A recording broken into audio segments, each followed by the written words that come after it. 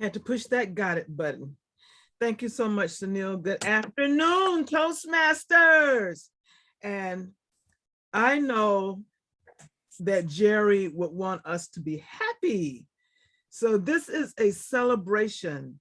Jerry Day is a celebration of the life of Jerry Smith. I also offer my condolences to Brenda and the family. And we're so glad that you all are able to join us today. But this is going to be a happy day, not because we're happy that Jerry's gone, because we really aren't. And it's hard to talk about him without misting up. But we're so happy to have known him. We're so happy for the imprint that he's left on our lives. So we're going to move forward, and Sunil and I are going to hand off back and forth to as far as the Toastmasters responsibilities go. So right now, I shall pass control back to Sunil.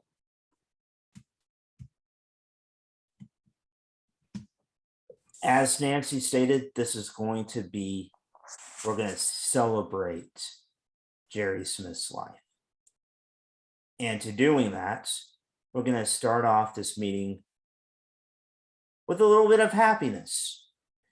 Typically in Weekend Toastmasters, we have what is called a joke master of the day, where somebody shares some sort of laughter or a joke. So to lead us in the joke master of the day, please help me welcome Dr. Daniel St. Ellie. Thank you, Sunil. I don't know if I'm the right person to do joke master after hearing all those jokes from Jerry's over the years, but I will do my best. So I have a few jokes. Those who've heard Jerry make jokes before, he loved the South. He loved joking about marriage, and he loved joking about Florida. So I have a few jokes here, and I hope that does some justice. So the first joke, a little boy looked at his mom at a wedding and says, "Mommy, mommy, why is a girl dressed in white?" His mom answered, "This girl is called a bride. She is in white because she's very happy. This is the happier day of her life." The boy nods and then says, "Okay, so why is the ball all in black?" That's the first one. Now, this is another one. And unfortunately, I cannot impersonate Jerry, but I will try. And it goes as follows.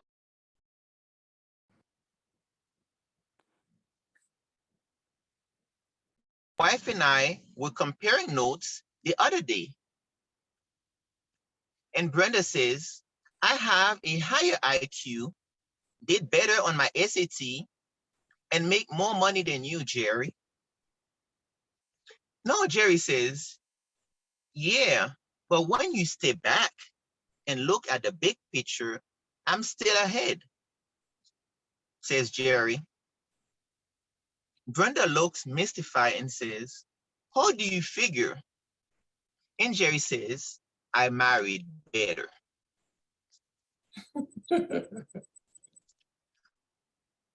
Another one. "So I just heard there's a disease killing off the alligator population in Florida. They all got Gatorades." And finally, I was in Florida recently to visit a good friend, and I saw a bumper sticker on a park car that reads, "I miss Detroit."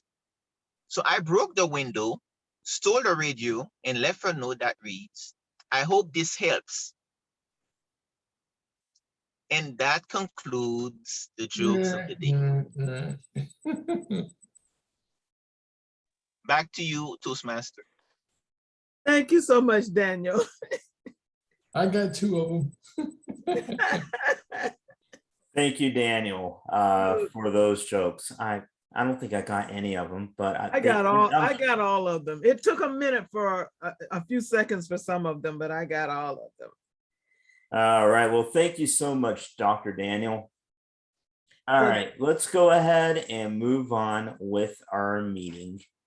Now, our next portion is where we introduce our technical table. Now, typically we have 3 people in our technical table, but for the sake of the meeting, we only have 2 for this meeting.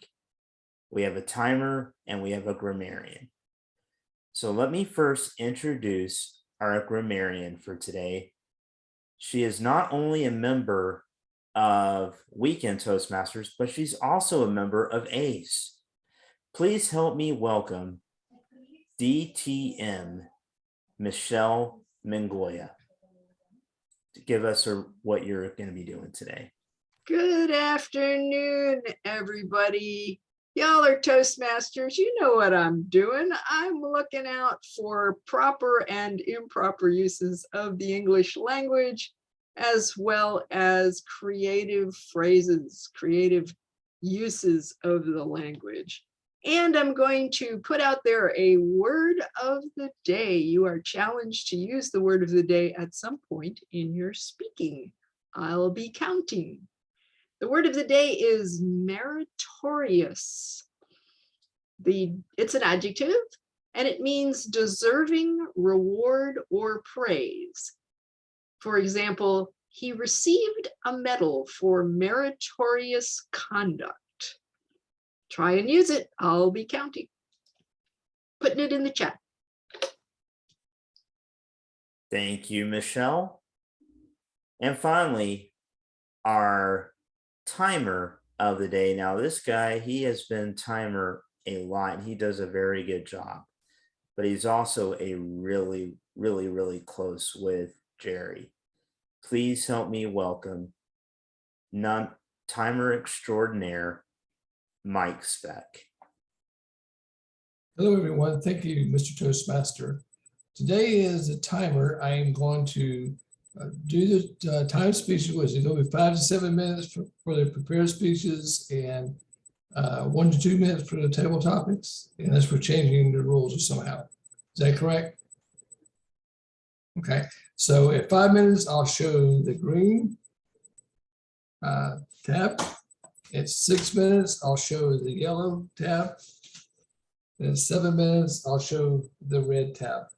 And I'll give you a 30-second grace period, but I'll keep that red up because some of you DTMs, I didn't know until the service that stood for don't time me.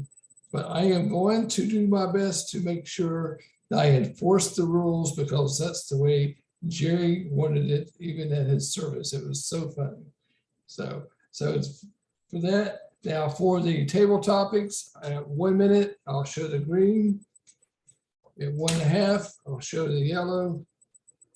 And at 2 minutes, I'll show the red.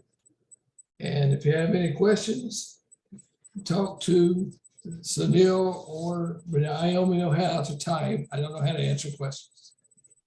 Thank you. Mr. Timer, I do see a hand by Debbie. Debbie, you have to ask Sunil or Nancy. Well, actually, I don't have a question. I just wanted to let you know that my speech, I'm practicing a speech that I have to give Thursday. Oh, It's okay. it's an 8 to 10 minute speech. I will try and keep it right at 8.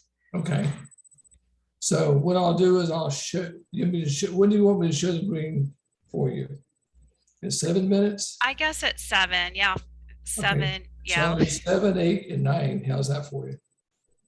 Is that okay with everybody? I know that's If longer. it's- Will we have time? If it's an 8 to 10 minute speech, the red should actually come up at 10. She's going to try to keep it to 8 minutes just because we have so much packed into this meeting. But if it's an 8 to 10 minute speech, it should really, it's okay, I think, to show her the green at 7, just so she knows that she can start wrapping up. Right. But so show the green at 7, show the yellow at 9, and the red at 10. Okay. Sounds good. Mr. Timer, I have one other thing to add. I am doing an icebreaker speech, so my speech is 4 to 6 minutes. Good, then that balances out. Yeah. Thank you, Courtney. 4 to 6 for Courtney, 8 to 10 for Debbie. And Jeremy, are you 5 to 7? 5 to 7 will work. I'm a DTM just like Jerry. If I go over, it is what it is. So we're only going to have 3 speakers today. So Jeremy's is going to be 5 to 7 minutes. Okay, Jeremy will be first. Then Debbie will be second. She will be 8 to 10 minutes. And then Courtney will be 4 to 6 minutes. So that'll be the lineup for today's meeting. And then we'll go into table topics, and then we'll end with the grammarian's report as well as the timers. Well, we'll do the timers report at the end of each second segment, but then we'll do the grammarian report at the end, just to let you guys know the layout for today's meeting. before So we now I'm start, gonna, Also, we're asking evaluators, your official evaluator, to please fill out the evaluation form and email it to the speaker in the interest of time. all right, so we're gonna now move on to what I like to call the meat and potatoes of the meeting, and that is our prepared speeches. hey, Now- before I move, is Paula here? Yes. Oh, she is here. Oh, there she is. Yeah, Paul is here. I Yep. got a text from her. That's what I'm asking. Okay. thank you. Okay. Yeah, I got it from Nancy. Thank you. Now to introduce our first speaker, please help me welcome my co-host, Nancy Ford. Thank you, thank you. Thank you very much. Jerry Smith was one of the most universally liked people Jeremy has ever known. Anyone who met him quickly figured out that he was a warm, entertaining, good-hearted man. But if you got to hear him tell a story, that's when you really felt like you got to know him. Great storytellers don't just tell stories, they give stories. Jerry Smith understood that. Here to share some important lessons he learned from Jerry Smith, please help me welcome Jeremy Udell. The title of his speech is Tell Your Story.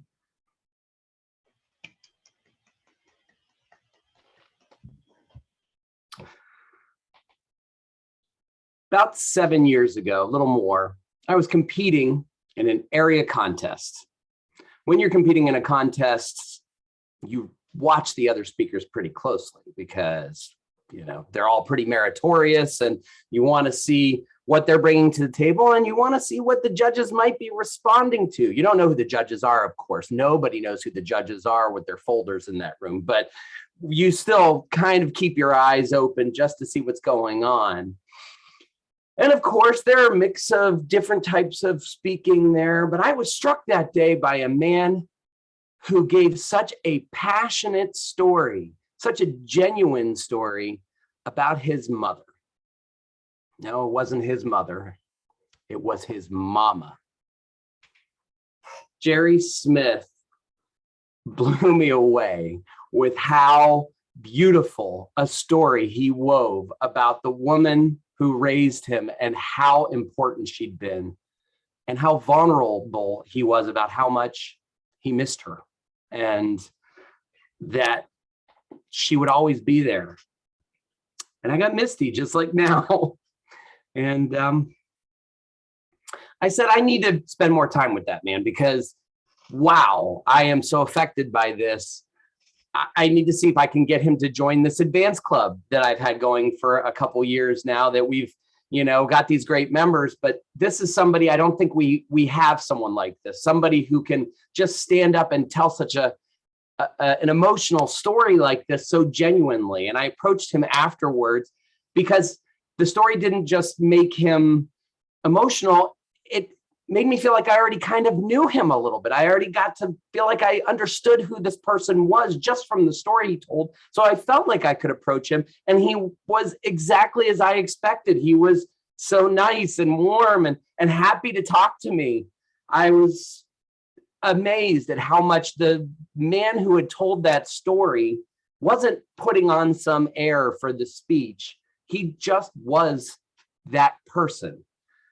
And that story just encapsulates every story that Jerry ever gave. I actually changed the title of my speech because I realized after I wrote it, tell your story isn't really what Jerry did. He gave us his stories from his heart. He was sharing the story with us. It wasn't just reciting it. It always came from a real, genuine place. Jerry wasn't just a great storyteller. He was also a very good speaker in general. He could teach us things, especially things like how to be funny, because Jerry was so naturally funny and he always wanted to try and help us be funny. How to think a little bit on our feet. Jerry usually was pretty good about that, especially in the table topics. And he could write just a really entertaining speech that didn't have as many stories. One of my favorites was when he taught us about different Southern phrases. That humorous speech, I believe, went to the division level. My favorite one that I remember, I don't know if you can see it. Nope, not as much as I'd like. It says Rod Cheer, RODCHEER. Rod cheer. Yeah, that's a Southern phrase, as in when you're driving to the concert and looking for the parking, you roll down your window and say, where do I turn to get to the parking area? And they say, Rod cheer. That's, Southern speech. And he had to learn it coming down from Ohio and had to educate all of us how to do it. So he could do a speech that didn't tell stories, but no one told a story that brought you in with him the way Jerry did. Not only did he talk about his mama, but he also talked about points of growth. And of course, one of my favorite points of growth is right there on the picture with him in Brenda's window there. You see, Jerry explained that he was not ever going to be a guy who liked those little doggies. No, a dog was a big dog. A dog was a strong dog. Somebody who could come and be with you and walk with you and show off what a man you were. You're not going to be with some frou-frou little dog, oh, good little boy. And then he started becoming such a dog daddy. His man card may have gotten taken away, but he didn't care because he loved his gizmo so much. He just got such a good little boy. I just loved listening to him talk about how he had grown to love that perfect little puppy who just loved him so much too. And the fact that he became such a dog daddy was so interesting. And again, there are some men who might not have felt comfortable talking about growing into a true dog daddy, but that never scared Jerry. And of course, he did love talking about his bride, his Brenda.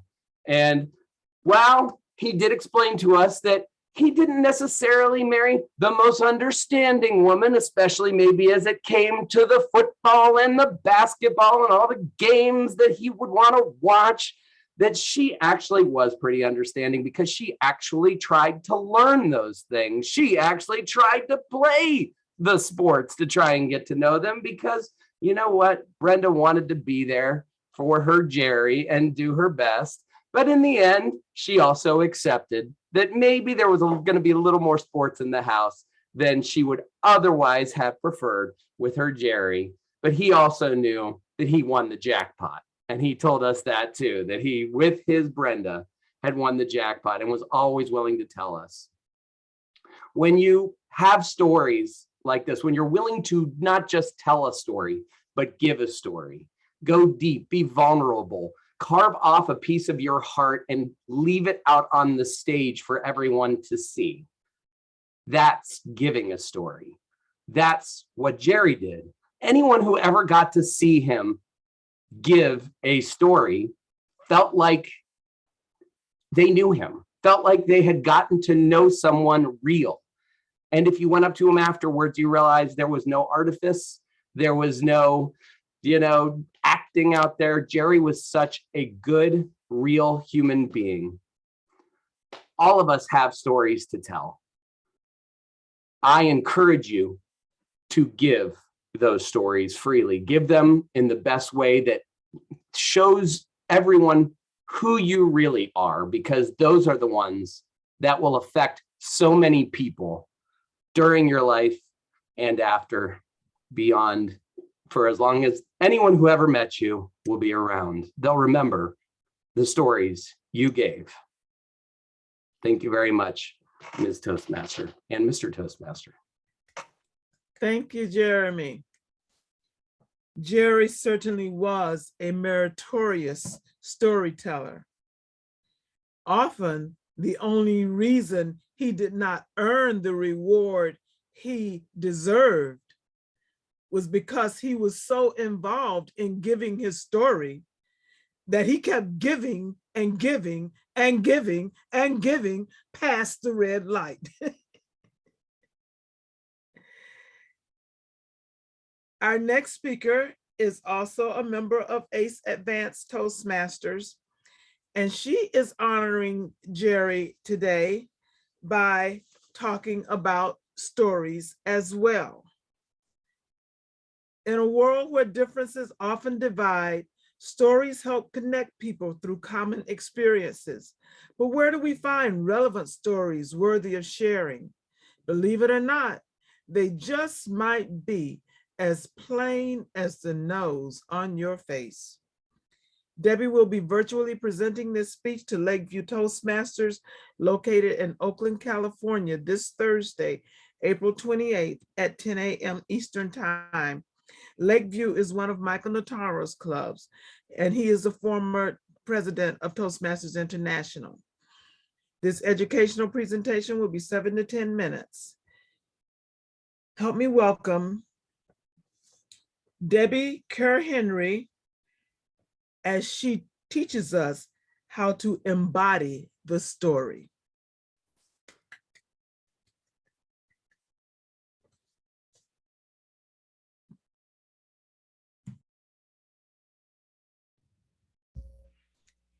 In kindergarten, my teacher chose me to play Rudolph in the annual production. I would be the star of the drama building, on the edge of your seat, happily ever after show. In short, I would save Christmas. I would be the hero, me. But my 6-year-old brain did not make that connection, because the only thing that I remember about that play is how embarrassed and humiliated I was when I came on center stage about to give this meritorious production, and the audience laughed at me. In that moment, my face turned as red as the nose on my face. I knew right then and there how Rudolph felt. And to make matters worse, my mom took a picture to capture this moment forever. Now, granted, the picture was a pre-production, pre-humiliation photograph when I still looked happy. But really, Mom, a picture to capture it for a lifetime? Do you recall the most famous reindeer of all? Yes, I do, as plain as the nose on my face. Madam Toastmaster, fellow Toastmasters, and if we have any guests today, Jerry loved storytelling. He appreciated how stories could personalize our presentations and how it helped connect the presenter with you, the audience. Stories also could help with our delivery by shaking up our pacing a bit and allowing our audience to just sit back and relax and just be entertained. But where do we find those stories? I would like to suggest that all of the stories that we have experienced in a lifetime are embodied within us. Let me say that again. All of the stories that we have experienced in a lifetime are embodied within us. the things that we have seen, the things that we have heard, the things that we've smelled and tasted, the things that we have touched with our hands and have felt with our hearts.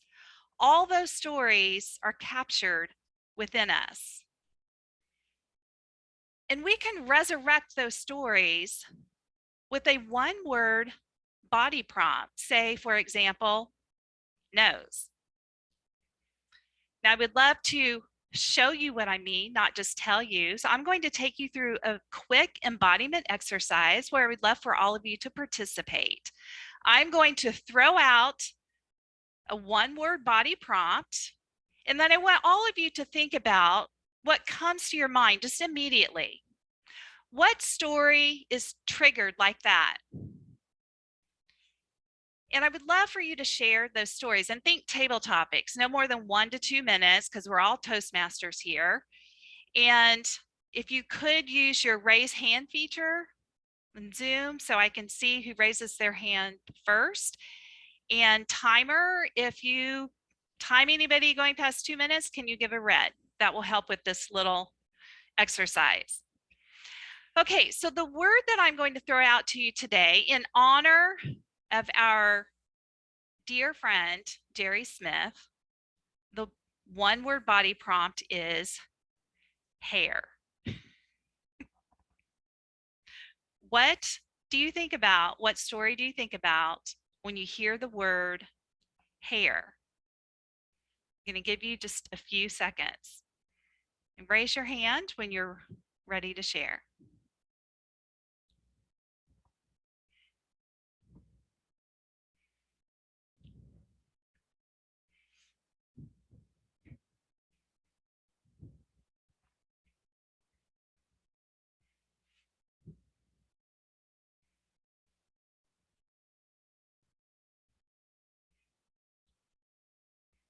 Those long pauses always seem so long, don't they? Want all of you to keep thinking, and we're going to go ahead and start with Michelle. And I would love for a couple more people to jump in. Michelle, what story do you have for us? Thank you, Debbie. When I was a little girl, we didn't have a lot of money to go get haircuts, so it was either my mom cut my hair or I went to the beauty school. Either way, it was not a good idea either time. But one of the things I learned at the beauty school is, because these were all students, and granted, my hair was down to my back easily, my waist. One of the things that I learned at that time was how thick my hair was. Like, I don't know, I don't go around, you don't go around touching other people's hair. You know, you can tell when somebody has a really, really small ponytail, I guess, but you don't really notice. But I understood that day how thick my hair was. I'm sitting there, I'm getting my hair washed before they cut it. And then all of a sudden, there's like 10 other girls next to the basin where I'm getting my hair cut. And they're like, look how thick this hair is. So I never really understood how thick my hair was until then. I'm very happy to report that it's still very thick and hopefully very healthy. But yeah, nothing like learning how thick your hair is by a group of beauty school girls. Thank you, Michelle. Invariably, it's funny when I throw that hair prompt out there, ladies usually have those salon stories. I remember my mom taking my two sisters and me to the salon and getting the perm. Oh, it was awful. It was so bad. Thank you for sharing that, Michelle. I don't think Jerry would have that same story. Would love to hear his hair story. Lee, let's hear your story. I think Brenda has her hands on before me. Oh, I'm sorry. Yes, Brenda, go ahead. Thank you, Lee. Well, here's a couple of tangents for you. The first thing I thought of when you said hair was, and I loved the way you guys called it, the Jerry salute. Only I think it was more like this. And I talked to him about that. Jerry, we can just see the top of your head. If you have notes, try to hold them in front of you. They won't be able to see it. but that's the first tangent I'm going on. That's Jerry. But I can't leave without telling you all that I'm so happy to see all of you. And he loves all you so much. He really enjoyed helping people as much as he could. And what a joy he had seeing the improvement that everybody had. And he truly, truly loved having you all as friends. I will probably take my face off now and go on and be happy. Thank you, Brenda. And I think we need to just take just a second and do a Jerry salute. Thank you, Brenda. Lee, what story do you have for us? Brenda, I was holding my tears and I'm not very good at this. So Brenda, I'm really, really sorry, but I've got a little choked up after you say something. So I guess my green light's on. That's for me. Go ahead. Well, back to hair. As the oldest child, so I'm a jack of all trades in my house, and I'm always the one who learned to cook, to clean, to do everything for my brother and sister. So hair cutting is one of them, and I've cut my brother's hair since he was 3 until he go to college, cutting my boyfriend, and then my husband's hair longer than I can remember. And I used to perm my mom's hair, my sister's hair, and I have 2 sisters. The oldest one is me, so I have medium hair, and then my younger sister who have very, very fine hair, and the youngest get very, very coarse and thick hair. So when I permed the hair for them back then, when we didn't have money, but we want to look volumized, and we, in the 80s, so we perm hair, and I literally burned my sister's hair through the perm, and it was become blonde. It was a black hair. By the time I'm done with her, for the first time, she got really fine hair, and it was all burned. And that's the story that we'll remember forever, because I time it. I did not take it out because the coarse one and the fine one are different times. And we're still looking at the hair and remember the perm back then. And it was a fun story, but hair, I remember that. So Thank you, Lee. I think we can probably all come up with some meritorious hair stories. That was just a very quick example of how you can find stories from one-word body prompts. And don't stop with just one story with one prompt. Typically, these one-word body prompts can prompt multiple stories that go in all different directions. So all of our stories are embodied within us, captured through our sights and our smells and our sounds, our tastes and our touches. They're all there at our disposal. So I encourage all of you to experiment in honor of our great friend Jerry Smith with adding stories to your presentations. And if you're struggling with finding those funny or sad or informative yet deeply moving and relevant stories, try doing a simple embodiment exercise using one-word body prompts. You just might be surprised that the process of finding those stories is as plain as the nose on your face. Madam Toastmaster.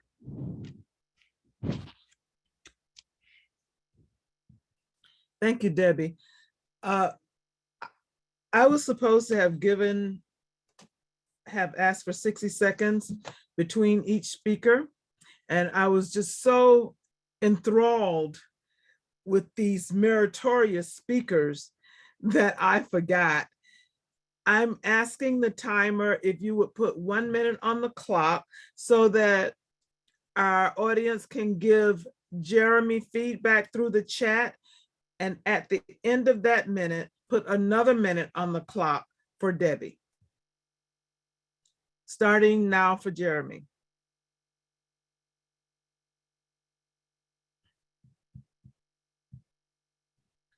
And let that be a private message. Doesn't have to go to everyone.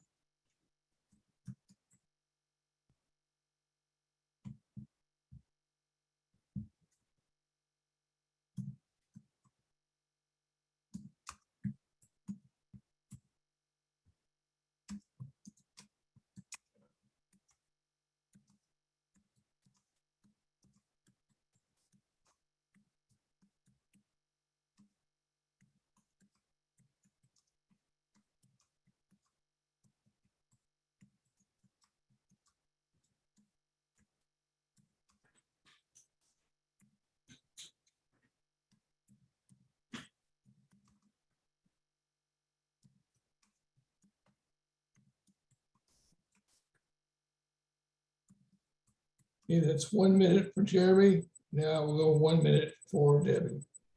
Thank you very much.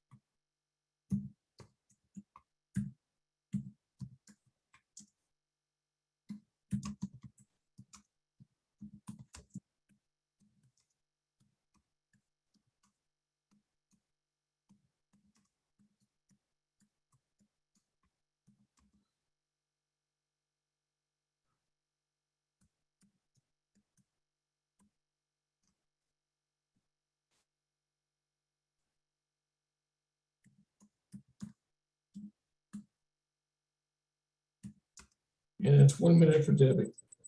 Thank you very much. At this time, I pass control back to my co-toastmaster, Sunil Yajnik. Thank you, Nancy, and thank you, Jeremy and Debbie, for sharing your stories with us. So I understand by reading in the chat that we have Jerry's daughters, Melissa and Megan, and his son-in-law, Lonnie. I hope I'm saying that right. Lenny, I apologize.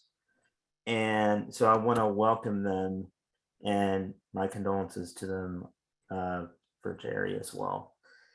Let's move on to our final speaker of this evening, of this afternoon. Courtney Moore, our president of Weekend Toastmaster, and here is her introduction. Jerry Smith was a major co-star in Courtney Moore's Toastmaster journey. Courtney found Jerry's boundless passion for Toastmaster to be infectious. Courtney will be forever grateful for being one of the club's biggest cheerleader for helping her achieve many of her Toastmaster goals. Today, Courtney will deliver her icebreaker from the Presentation Mastery Path. The title of her speech is Love at First Sight, Not. Her speech is 4 to 6 minutes. Please help me welcome President of Weekend Toastmasters, DTM Courtney Moore. Love at First Sight, Not. Love at First Night, Not. Courtney Moore. Thank you, Toastmasters of the day. I'm so excited. I'm so enthusiastic. I love Weekend Toastmasters. My family and friends know every Sunday at 3 p.m. I have the best date in town. No offense to my boyfriend. Well, okay, maybe the second best date in town with Weekend Toastmasters. In June of this year, Weekend Toastmasters and I will celebrate our 8-year anniversary. That's 8 years of speeches, 8 years of evaluations, 8 years of wonderful table topics, and 8 years of building a better me. If I'm honest, our love story did not start out great. Weekend Toastmasters was not always the Stedman to my Oprah, or the Kurt to my Goldie, or the Tom to my Rita, or the Uncle Jesse to my Aunt Becky. No, not even close. Way back when in 2014, I was a librarian, which I still am today, and I am shy-ish. I like to write. I'm a daydreamer. I would rather listen than to be the center of attention. However, in my job as a librarian. We teach classes, we do tons of presentations, we lead tons of meetings. So I needed to find a way to find my inner voice and to be more comfortable in my own skin. So I went out on the market, the dating market. My first date with Weekend Toastmasters was like a blind date. I don't know if any of you have ever used eHarmony or Bumble or Match.com. Anyone?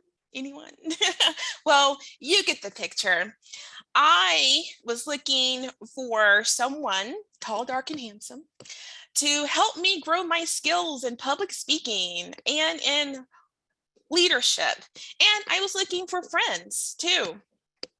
When Weekend Toastmasters matched with me, I immediately swiped right.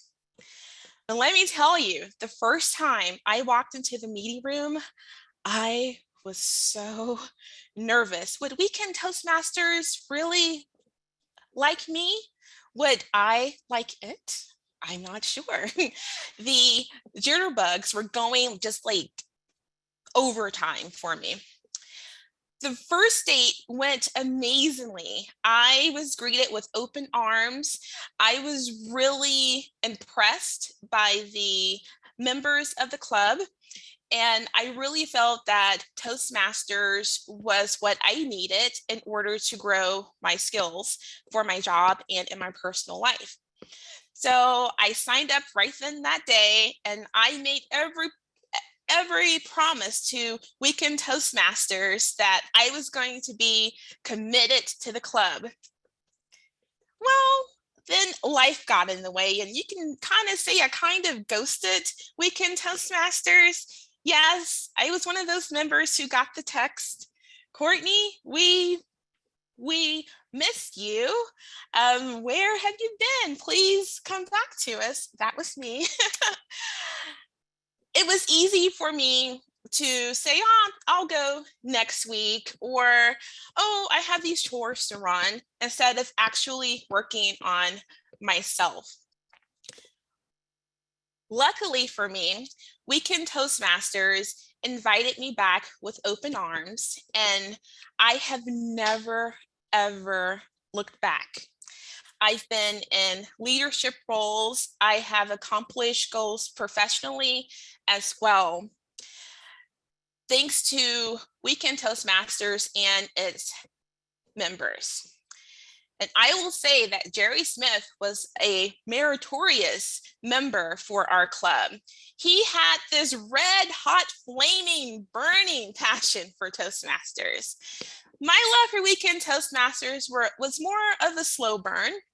Weekend Toastmasters was the Nels to my Daphne, the Dwayne to my Whitley, and the Pacey to my Joey. All the same, witnessing how much Jerry cared for all of us and how much he rooted for our successes sparked a desire and a commitment in me to do the same. I can proudly say now that I am so passionate about Weekend Toastmasters. I love all of its members. It has really changed my life, and I am committed to helping the club do the same for other people. In the words of the great Jerry Smith, who actually started our chant for us, I am so excited. I am so enthusiastic. I love Weekend Toastmasters. Back to you, Mr. Toastmaster. Thank you so much, Courtney. Yeah, I can tell you firsthand, just like what Courtney said in her speech, Jerry Smith was one of those people. He was very infectious. Every time he gave a speech, even if you're having a bad day, he really made the day a lot better. Okay, Mike, timer, can we have 60 seconds on the clock so that way we can provide feedback? If I may interrupt just real quick, can we just do another Jerry Smith salute right now? Let's do it. As Debbie. I'm just gonna make sure I don't hit myself on the head by my. I don't know how he does it every time. But anyway. Everybody's gonna shave their head. Well, anyways, now. 1 minute on the clock. All right, so let's do it.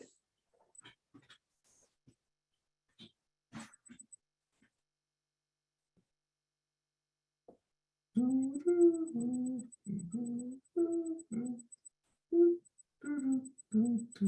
do, do.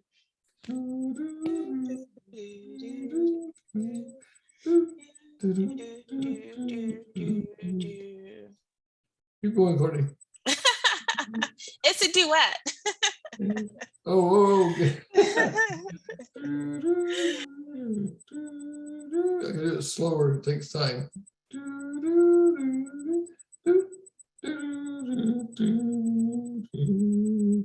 Only 45 seconds, 15 to go. Finish your writing. Boom, boom, boom, boom, boom, boom. Okay, 1 minute. All right. Thank you so much, Mike.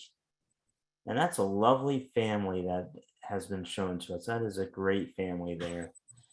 Anyways, sorry, I'm going off tangent.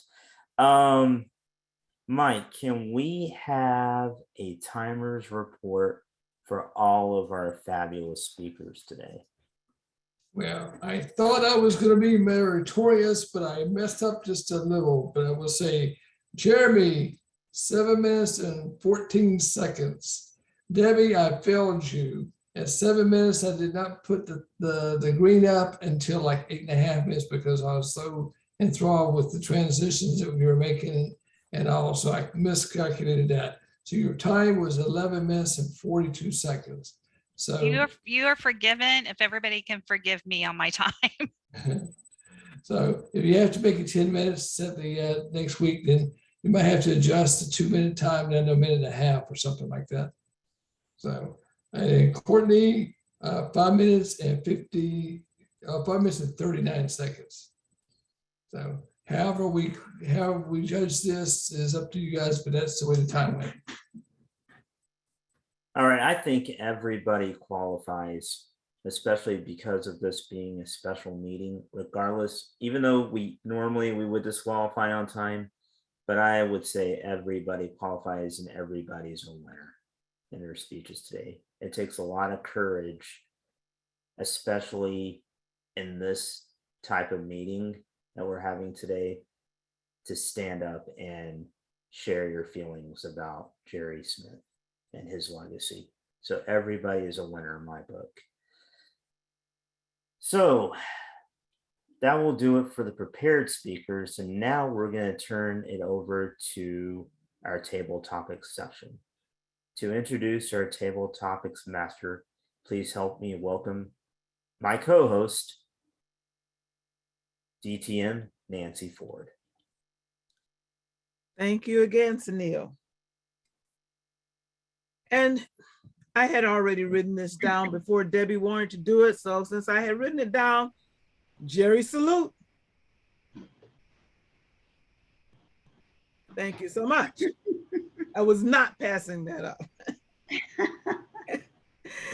Our table topics master today is a member of ACE Advanced Toastmasters. She also happens to be the current District 84 Program Quality Director, running unopposed for the district director for next year. And she thinks that she might lose. If she does, then she really has lost. Nobody could win since she's running unopposed. She likes to say, if I'm elected, only one person needs to vote for you since you're running unopposed, unless, of course, somebody decides to run from the floor. So help me welcome our meritorious table topics master, distinguished Toastmaster, Paula Suma. Thank you so much. And that introduction was extremely meritorious. Thank you. I am told that I cannot just assume that I'm going to be the next district director. So I have to say, should I be elected? If I'm elected, when I'm elected, I can't really say when I'm elected, but anyway, you get the picture. Thank you all. And elections actually take place this coming Saturday, the 30th. Okay. Well, I am thrilled to be here and to honor Jerry, one of my absolute favorite Toastmasters in the world and one of my favorite people in the world. I'm going to try not to get teary-eyed because I've already done that a few times so far this afternoon. Jerry loved so many things and so many people. And I have to say that I've known Jerry for quite a few years. I don't even remember how long it's been.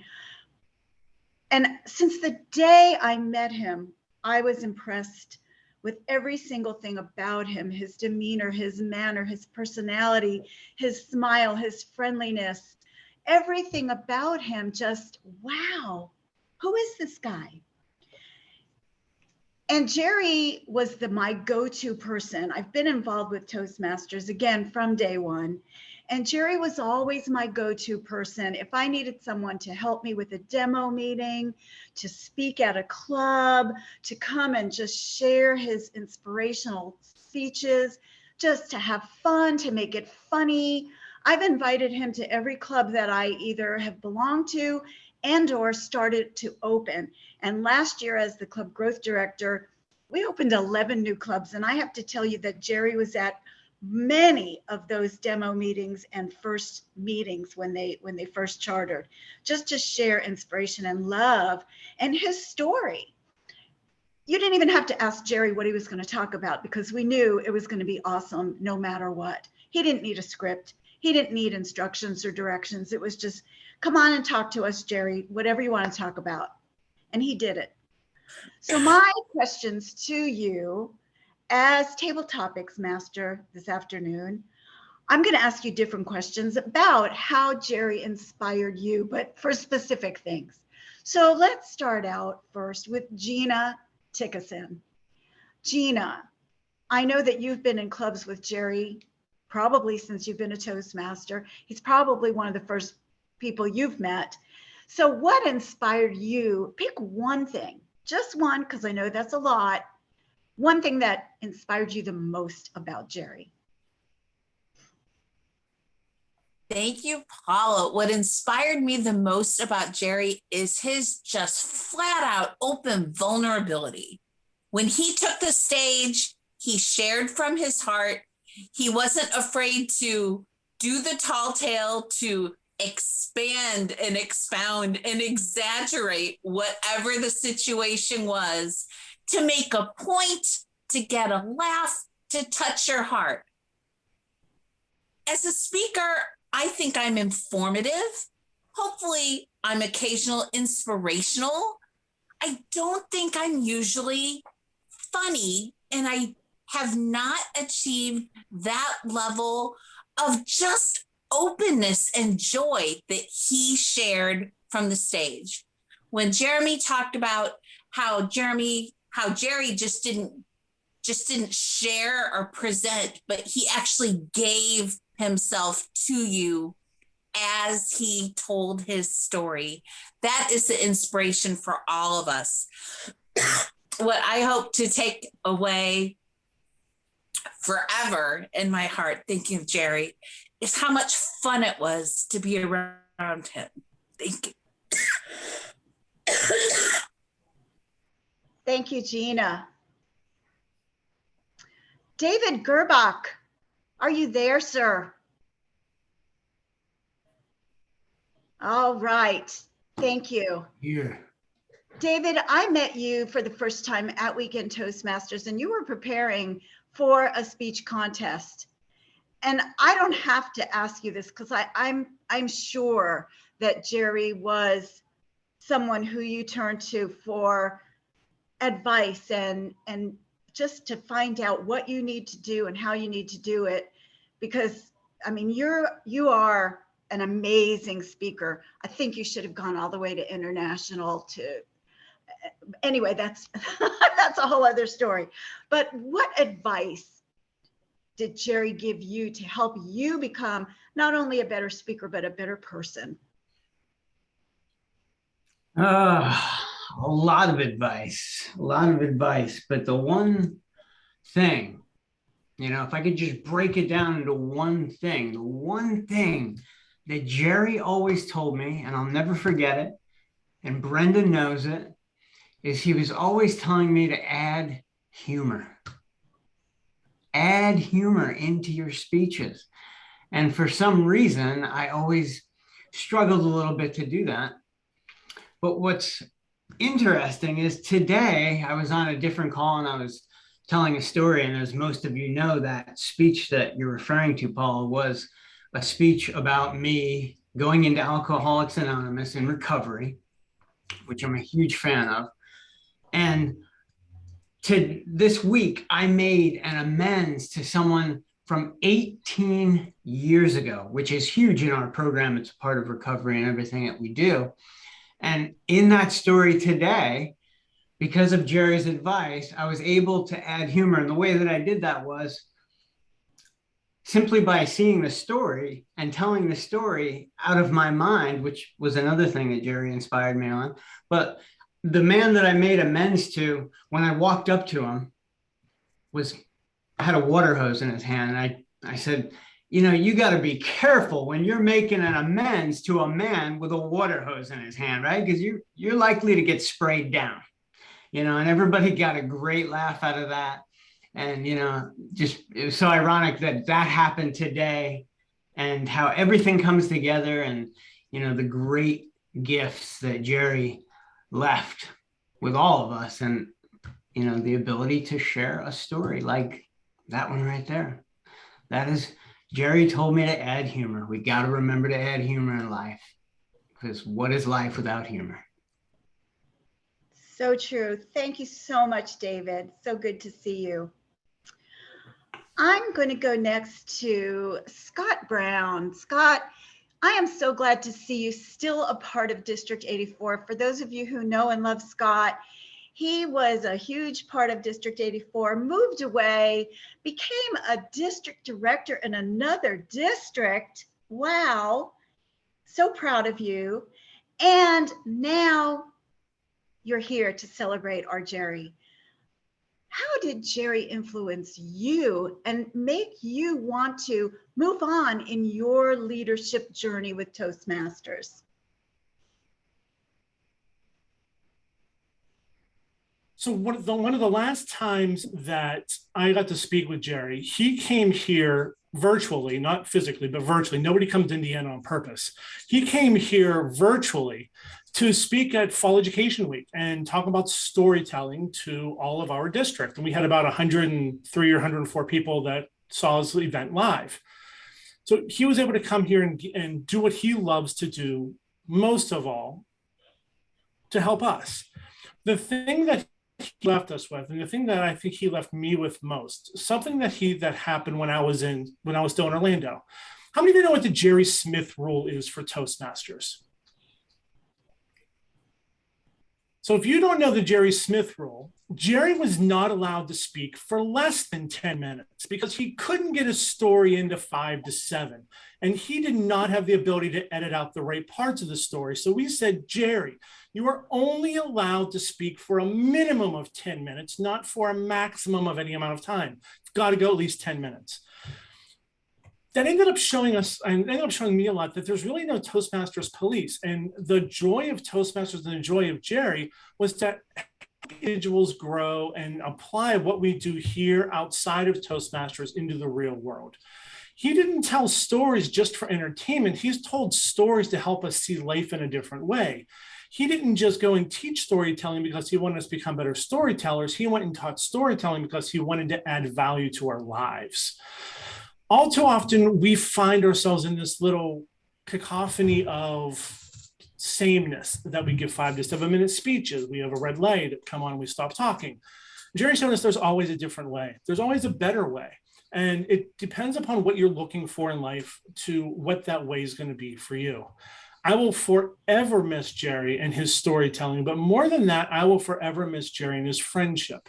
And when you needed something, that when you were trying to make a change in a district, when you're trying to make a change with people, you could count on Jerry to not just tell a story to help make the change, but to give a life example and to leave people walking away with a thought in their head that maybe there's a different way, maybe I can be a better person, and maybe I can use this thing that we do every Sunday or every Tuesday or every Wednesday, whenever it is we meet, maybe I can use that as a vehicle to help us get better. I'm like, you can hold the red card up all you want. I'm in Indiana. You can't disqualify me. I've already lost the contest. For all of you that laugh is the same laugh that we got every time we heard Jerry speak. I started a storytelling club here because of Jerry. I started a storytelling club here because I wanted to help this other people learn to tell stories the same way Jerry told me how to tell a story. So whenever you think of Jerry, whenever I think of Jerry, it's not about what he did, but it's about how he made us feel and about how he changed our lives. And that I will forever miss. Back to you, Madam District Director, in a week. Thank you, Scott. All right, so I need to make it fair. 2 men, 2 women. Ileana, would you like to share a story that you have about Jerry? Hello. Can you hear me? I'm sorry, this is my first time and I didn't have the pleasure to meet him, but hearing everybody, Okay. I'm visiting. I didn't realize that. That's okay. Would you like me to go on to someone else or do you want to share something? No, you can go ahead and I will gladly hear somebody else's. Okay, I thought maybe you were a member of Weekend that I didn't know you, but we'll catch you not next yet, time. not yet. Come to another meeting. Yes, please come to another meeting and we'll definitely invite you to speak. All right, Michelle Detlef, my sweet friend. Jerry has impacted all of us. And just tell us, what will you remember? What impacted you the most? His humor, I mean, there's so many things. Pick one. I'm asking the same question I asked Gina. Well, first, my love, you're not the boss of me, so I'm not only going to pick one.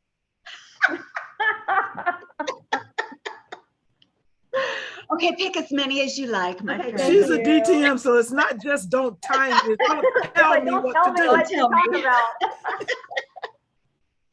Now, I first met Jerry and Brenda when they moved down from Ohio. You know, Ohio is one of those neutral states, so we will kind of sort of accept you in Florida, and then we'll maybe ship you back, but not the Smith family. Absolutely not. We're keeping them, and we hope that we do keep them. But Jerry shared openly his faith, his love of his faith, his love for his family, which I always appreciate, and his love for Toastmasters. Because Jerry didn't go to Toastmasters to become a better Toastmaster, right, Scott? That's what you like to say, or that's what you tell us, that that's not what we do. And it's true, it's not what we do. What Jerry did is he poured his energy into other people and helped them see their potential.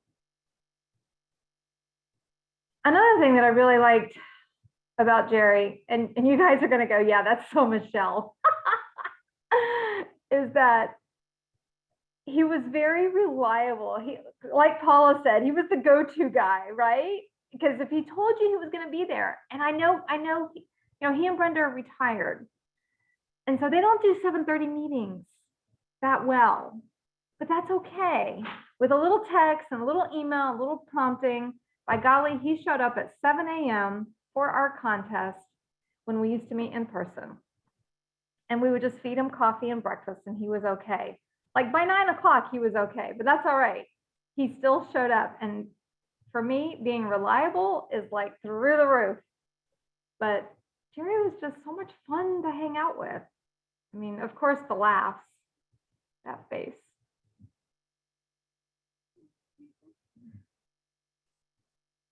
Thank you. Yeah. Thank you. Thank you. I know it's hard. It is hard. Toastmaster, do we have Thomas Blake? I know you want to be called, and I was going to ask if we have time for another one. And you know what? We're all DTMs. Those of us who are not, that's okay. You're a DTM today. I'm not going to time you either. So Thomas Blake, go ahead and share. What is your favorite memory of Jerry? Or say anything you want to say. I can say anything I want to say. Yes, you can, because I'm not the boss of you either. I always want to remind the Weekend Toastmasters that I was their very first area director. Courtney, you remember that back when you were meek and lowly, and now you're a DTM and a president and a highfalutin person. The only reason I was the first area director is because they changed the title from area governor to area director. But I always made it a big deal. It's like, I'm your first ever area director, and don't you ever forget it. However, it was never just Jerry. It was always Jerry and Brenda. 2 peas in a pod. Except for me.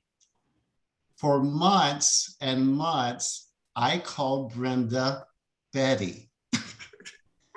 Because for some reason, she reminded me of Betty Rubble. Doesn't she look like Betty Rubble? She reminded me of Betty Rubble. So I called her Betty. I called her Betty. And then after about 6 months, she says, Thomas, you know, my name is Brenda. So even when I went to the service for Jerry, she's like, oh, Brenda's here or Betty's here. In other words, we went back on that whole theme that I called her Betty for months. So I think that's one of the things I remember most about Jerry. It was always Jerry and Brenda, or in my case, Jerry and Betty. We love you. And he let me do it, which was kind of cool. He was very forgiving. Thank you so, so much, Thomas. I have to say the first time I met Brenda was we went to lunch. Brenda, I don't know if you remember this. I had known Jerry, and so did Troy, through Toastmasters, and Jerry got Troy to join the Storytellers Club. And he was part of that club for several years. And we went to, was it Mount Dora? And there was a storytelling event. And Troy says, you know, oh, we're going to meet Jerry and his wife for lunch. And when you guys walked into the restaurant before we walked over to the storytelling area, I just thought, she is the cutest little lady. Oh, I just love her. You were so sweet and so pretty. And I thought, wow, I think I really want to become friends with these two. And I'm so, so glad that we did. And I'm sorry Troy couldn't be here today. He wanted to, but he's on a business call and he couldn't make it. So love to all of you and your family. And I think I've really gone past my time limit as Table Topics Master. So it was a meritorious Table Topics session. Thank you all. And I'm going to turn it back to our Toastmaster.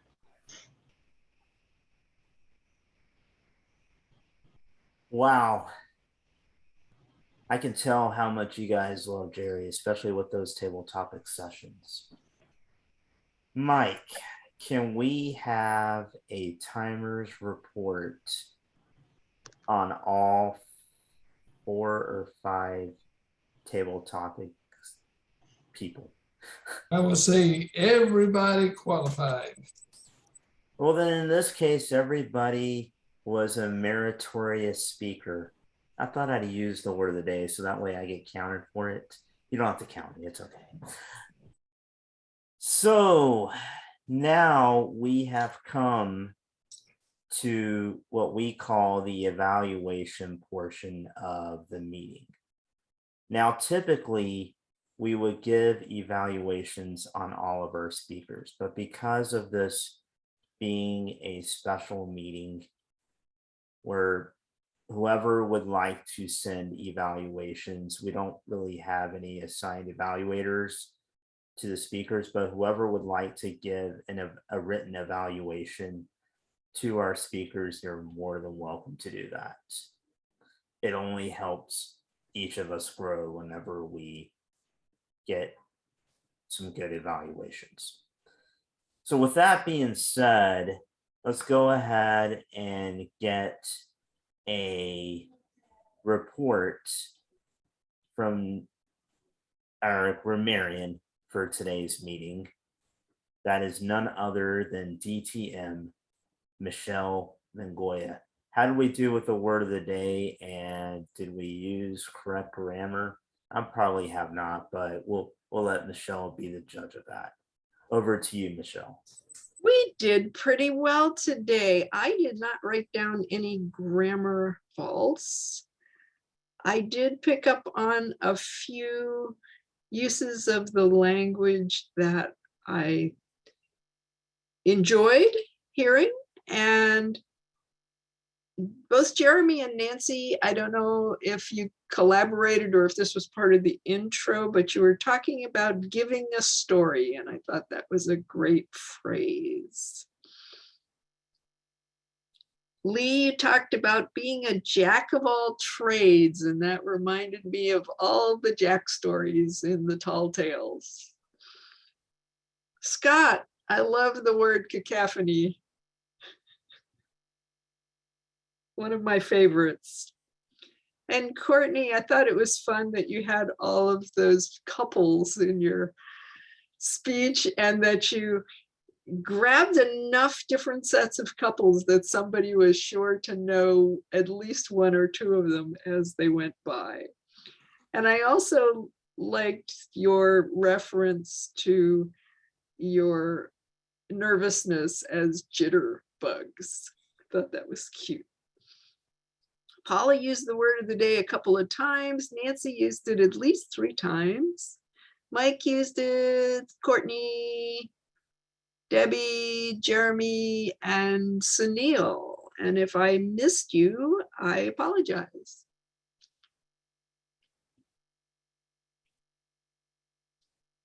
Back to you. Before I give my remarks about how the meeting went today, Nancy, what did you think so far? What did you think of the meeting? Thank you so much, Sunil. For those of you who are wondering why I have this thing standing up here, I'm going to read what it says on the back of it. The Icebreaker is an original piece of clay art created by Jerry Smith. It is in honor of the last District 84 Fall Conference. This work is a testimony to the Toastmasters International program. It illustrates the fear of public speaking experienced by many. The Icebreaker is the first speech given by a Toastmaster. I won this at that conference from the silent raffle. So this gives me a memory of Jerry that is tangible, that I can touch, that I can look at, that I know he also touched because he made this. So unlike many of you, I mean, some of you probably have something, but I have an original Jerry Smith. And I just wanted to show it off. So the word of the day, it's got a Toastmaster up here shaking, obviously scared to death. It's signed Jerry W. Smith, 11/2017. And the word of the day, blissome, adjective, lighthearted, merry, cheerful. Jerry salute. I thought it was a great meeting. I'm so grateful for all of the people who showed up, especially those people who are former members of ACE. And we would love to have you come back now that we're virtual. The distance is no excuse. And for anyone else who is not a member of ACE who wants to experience how an advanced club can help you on your Toastmasters journey, you're welcome to join. I'm also a member of Weekend Toastmasters. And for those of you who are not currently Toastmasters, I invite you to join Weekend Toastmasters because Jerry loved Weekend Toastmasters.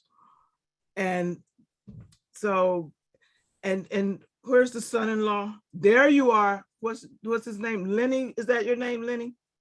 You need to be a Toastmaster. You really need to be a Toastmaster. I heard you speak at that service and you need to be a Toastmaster. Thank you all for coming to Jerry's family.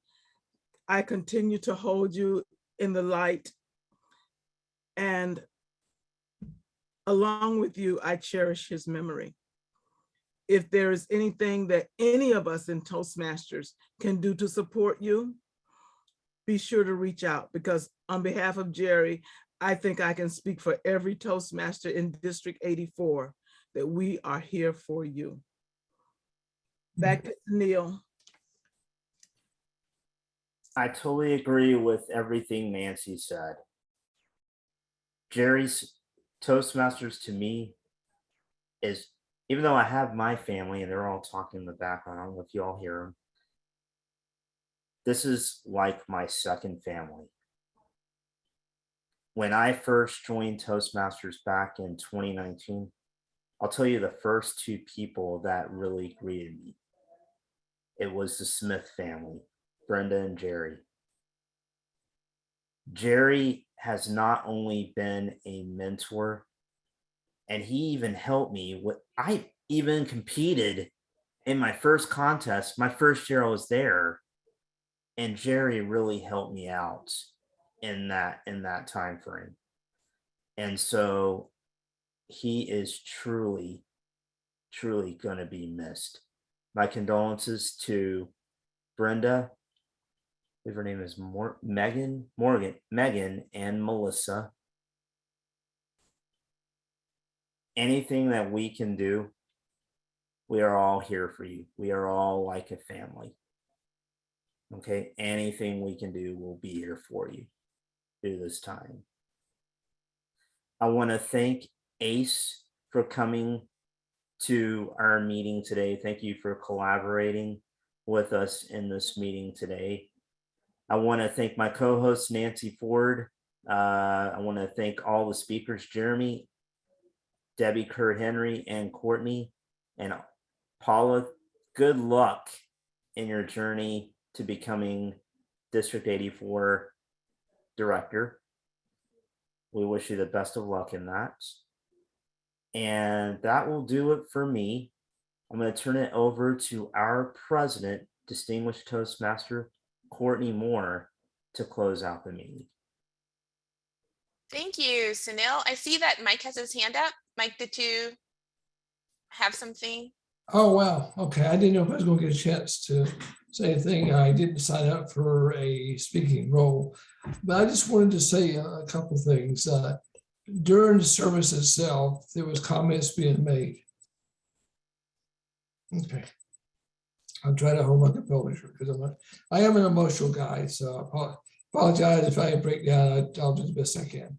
But people around me were saying every picture that was shown of Jerry had a smile on his face. He was a happy and a joyful guy. I want to tell you, that means a lot. Have your character be known for something, and for him to be that happy. He loved people. He loved the Lord. I know that was it, as a rule in Toastmasters about not talking about religion, but he honored that. But that he lived his life that way, loving people and loving the Lord. And at different times during the service, that came out. I also want to tell you on a personal basis some things he did for me. I'm legally blind, so I can't travel to go different places. If I need to go somewhere, if he needed me to go with him or something, he would come by and pick me up. And the day we went to Zoom, started going virtual, my computer didn't have the microphone set up and for me to be able to talk with you like I'm doing today.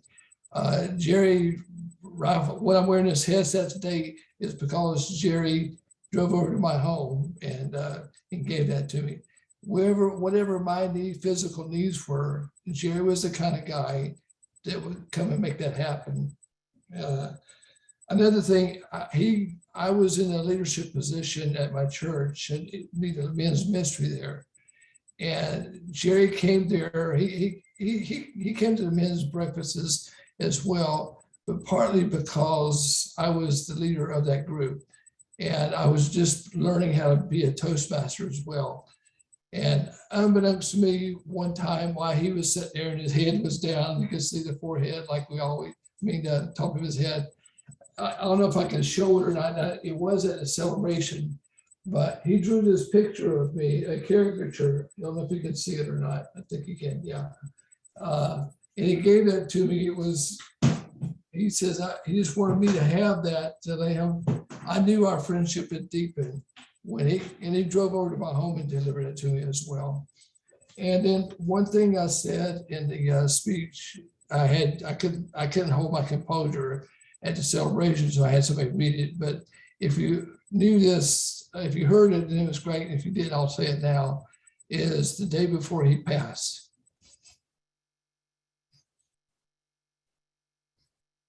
Okay.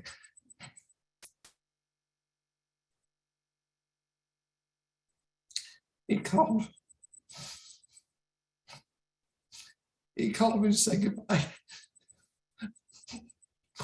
To say goodbye. And I meant the words to me. I'll never, ever forget that. And that will endear me to him and to his family forever. And one thing that happened yesterday that I thought was really cool is I had a friend that came to Jerry's celebration. And his mom just died a few weeks ago, and she's going to have a service. They weren't going to have a service until this guy named Chris came to Jerry's celebration. And he said, because it was done so well, I'm going to celebrate my wife and a couple of my mom and a couple of months. And she's like 86 years old. So the quality of what Brenda and Jerry put together was so good. He had that kind of impact on somebody else, not involved in Toastmasters, but just the service was so good that it impacted somebody like that. So imitation is the best form of flattery. And I just thought that was really, really awesome to get a phone call like that and say, I want to do that for my mom as well. Okay, I'm done. Sorry. Thank you, Mike, for sharing. I see that Nancy has her hand up. I just have one short thing to say, and I have to give Debbie Kerr-Henry credit for reminding me, because I'm a member of Weekend, but I'm also president of ACE, and I just want to thank Weekend Toastmasters on behalf of ACE Advanced Toastmasters for including us and allowing us to be a part of and to participate in this celebration of Jerry's life. Thank you, Nancy. We really appreciate you all being able to join us today. Thank you. With that, I'm going to officially adjourn our meeting. Thank you all for coming, and I hope you have a wonderful rest of your day. Thank you, everyone. This was amazing, and I'm glad I got to be here. Jerry, salute. Can I say one thing? Oh, of course, Brenda. Yes. Everybody's talking about a celebration of life. It's on our Facebook page, right? Yes. Okay, you can see it there. The thing that impressed me the most, it looked like a Toastmasters convention. There were so many Toastmasters there, and everybody that spoke except for one, Lenny, did an awesome job. But far be it from any Toastmaster to pass up an opportunity to get up and speak in front of people. And I was sitting there hoping, I had this red thing, and I know that Seth, the pastor, wanted me, because it was Jerry's joke, that I was supposed to hold it up at 2 minutes. And I did not look at Seth because I knew he was waiting for me to hold that thing up because everybody was talking. And I just wanted to hear everybody, so I never did. And I kind of apologized to Seth afterwards, and I just lost my train of thought. Let's see. Everybody was speaking. And you know how you hear people say, I have the hardest time getting up and speaking in front of people. Well, everybody that got up, I believe, said they were a Toastmaster. So I was hoping that people in the audience that weren't Toastmasters would see it as, oh, what an opportunity. Here's a place I can go and just get up and talk off the top of my head in front of a large room of people and feel comfortable about it. So what an opportunity that was. So anyway, what I was saying is it's kind of long. I think it may be an hour or something, but you don't have to watch the whole thing. But it was good. It was really good. And thanks to everyone that was there. It was so good to see people in person. I just love that. Okay, I'm through talking. Hey, I'm a DTM, so you didn't have to try me either. And in honor think of you should- Jerry, we would have ignored that red card anyway. Oh, there you go. Brenda, I think you should show Gizmo today. Well, you know what? I don't know where he was. He was in a chair beside me the whole time. I hope he's not standing by the front door waiting to be let out. So, or maybe it's supper time. I don't know, but strangely enough, he's not in the room with me. Sorry. He was. Hey, Courtney, are we gonna still meet next week, or what was your thoughts for next week? For Sunday. Yes. For Sunday. Okay, just making sure. All right, everyone. Thank you all so much. And Thank you, we'll guys. see you all later. Thank you so much, everyone. Thank Bye, you everybody. again for inviting us. This was great. Thank you for coming. Thank you. Thank you for coming, See everybody. And Brenda, we love you Thank very you. much. Love you guys. You have a good I time. love you all. Thank you. Fun. Thank you, Okay. everybody. Thank you, everyone. It was fun meeting.